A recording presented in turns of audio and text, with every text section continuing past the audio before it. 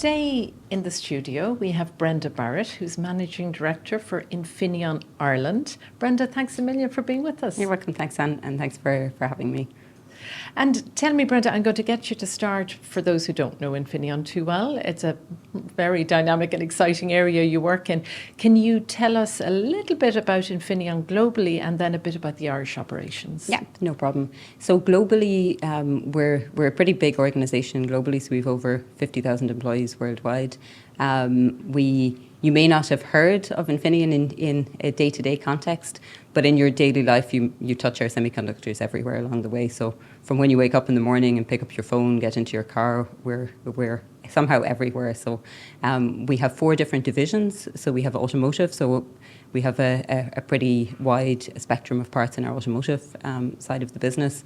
We have PSS, which is our power systems. So you'll see our chips in a lot of our in phones, laptops, you name it. We have GIP, which is our green industrial power. So we also have a strong presence in our renewable energies and so on. And then we have CSS, which is our chip card security systems.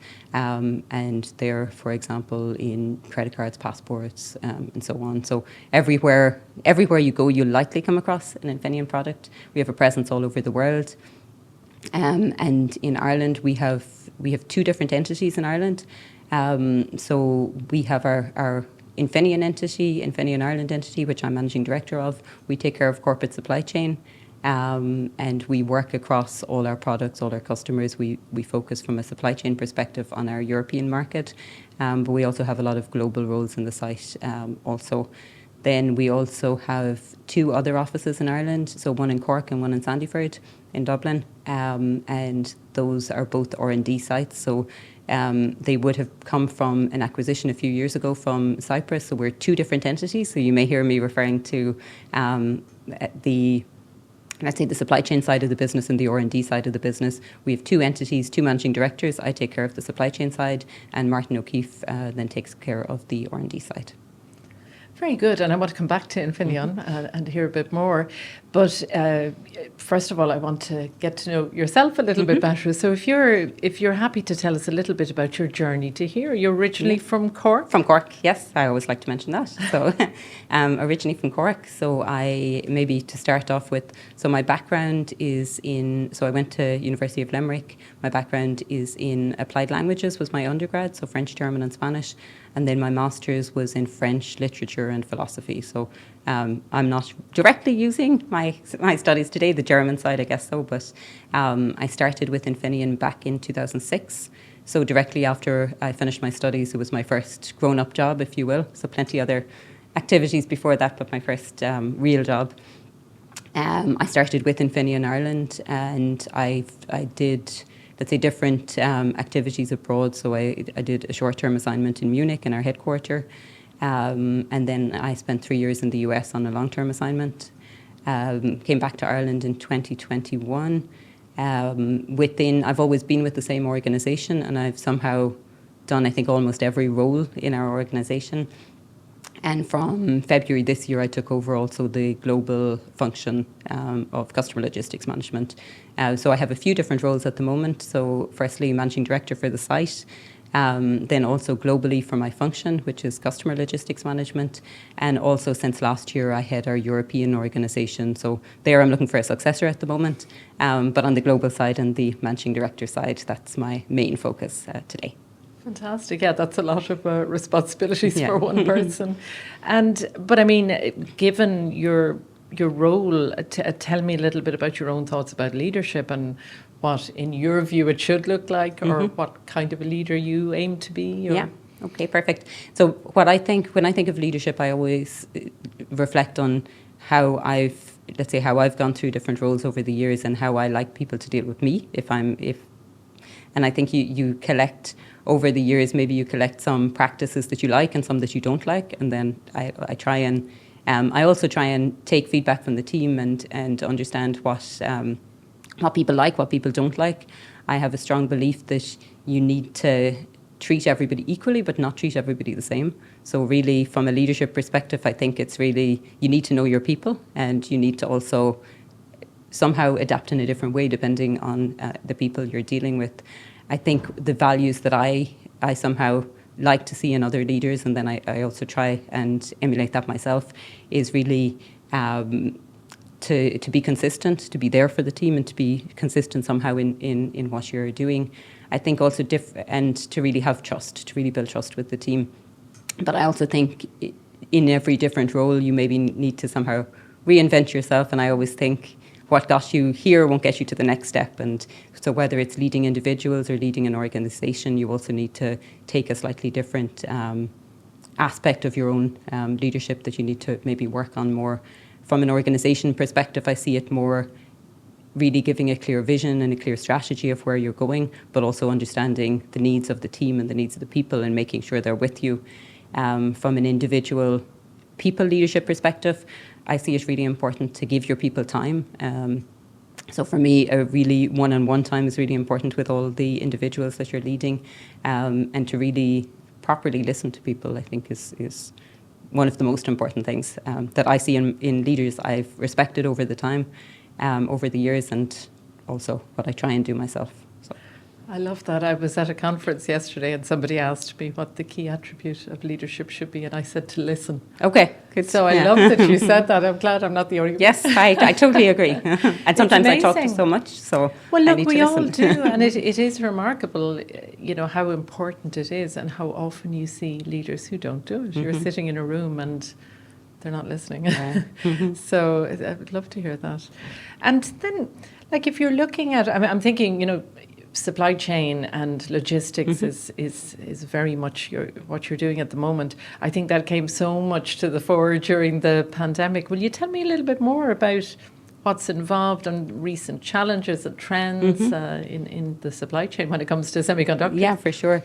So I think definitely, as you say, since the pandemic, we've seen a lot of stress on our supply chain, definitely over the years. And we also, I think, have realised that, so we have a very global supply chain. We have customers all over the world, and we really need to be in tune with what's happening in each region and what's happening in each market, and to be able to react real time to what's happening. So one of the most important things I see at the moment is speed is really important. So our customers don't wait. And I think also historically we had a more a kind of a set expectation of how our customers behave. So from an automotive perspective, for example, or consumer customers, now they're not acting in that classic model anymore. So speed is really important everywhere. There's also a lot of new concepts and new topics that our customers are coming up with. And what we're really trying to do is to, again, listen to our customers, to really understand what their needs are and bring it internally into our Infineon view, and to be able to somehow predict what they're going to need so that we can react faster. And so I see, of course, a lot of consistency over the years, but definitely more focus at the moment on being able to react quickly, being able to provide transparency on whether it's our product flow, whether it's time to delivery to the customer, whatever it might be. But speed is really important. And I think we see that in our daily lives as well, that we're somehow more impatient than I think we would have been some years ago. And I think from a business perspective also that matters. Yeah. And what are the kind of the trends that are affecting what you do? I mean, you have to mention AI because it's affecting everybody, I think. But are there kind of trends that are affecting what you do, aside from that need for speed, which I agree with you totally? Yeah, for sure. AI is definitely a big topic. So for us, in a few different ways. So we deal quite a lot with customers who are working on AI products, for example. So that's from a customer perspective, it's definitely there. But also internally, if we look at how we operate internally at Infineon, how we operate within supply chain, we're really exploring a lot of AI topics at the moment. And I think it's almost a given now that we need this co-pilot in everything that you do. And our vision is also to make life easier for our own team, to be able to deliver the best service to our customer by having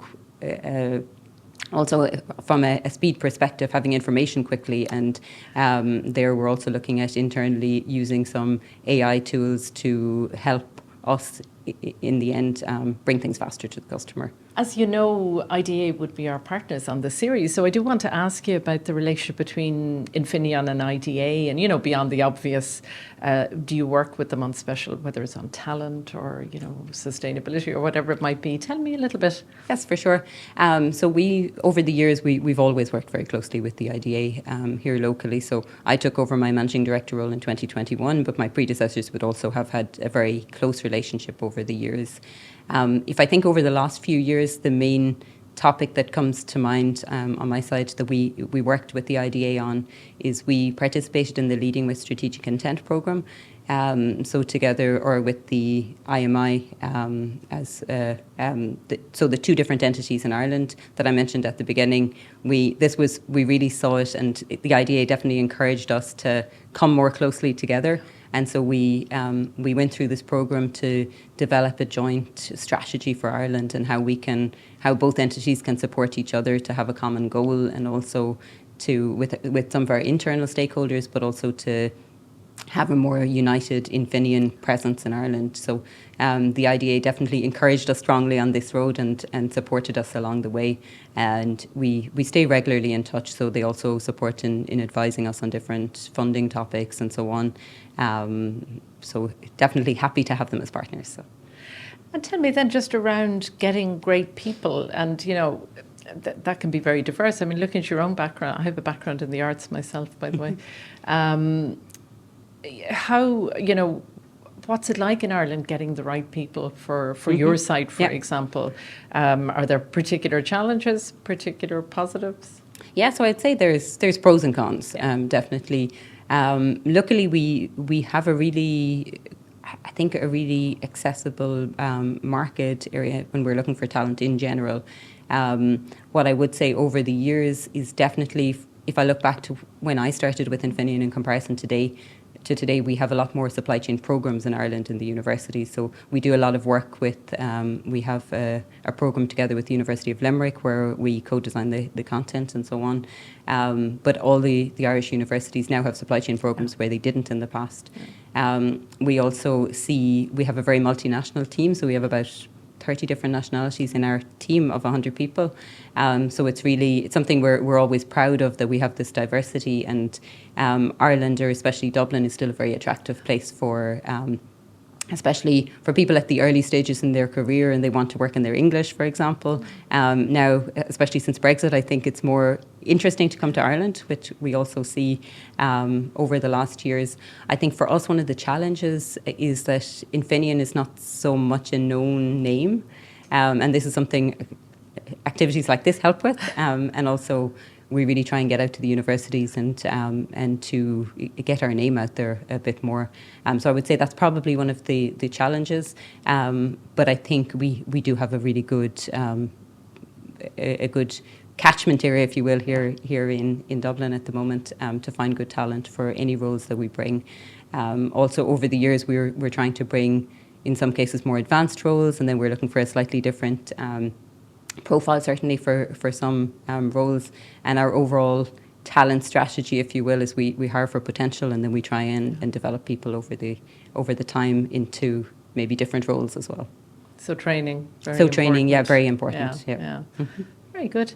And I suppose finally, if you were to look to the future, any thoughts on either the future of Infineon or sort of future trends that you see coming down the road? So definitely, I would say from an Infineon overall perspective, we're very focused on decarbonisation and digitalisation, and I know those are terms that are used everywhere. But we really, because we're in everything in every market, we really try and stay at the forefront of new technology and what's coming across the board. Definitely AI is a big area for us as a company, and in the automotive sector. So automotive is a very big part of our business. We're in every new idea, whether it's autonomous drive or different steps along the way. So for sure, we try and stay present in every market. Yeah, and when it comes to vehicles and self-driving and everything, it's a pretty exciting area. It is, for sure. So yeah, one to watch. Listen, it's been fantastic to talk to you. Thank you so much for coming in and being with us today. Thank you so much for your time. It was lovely to be here. Thanks for that.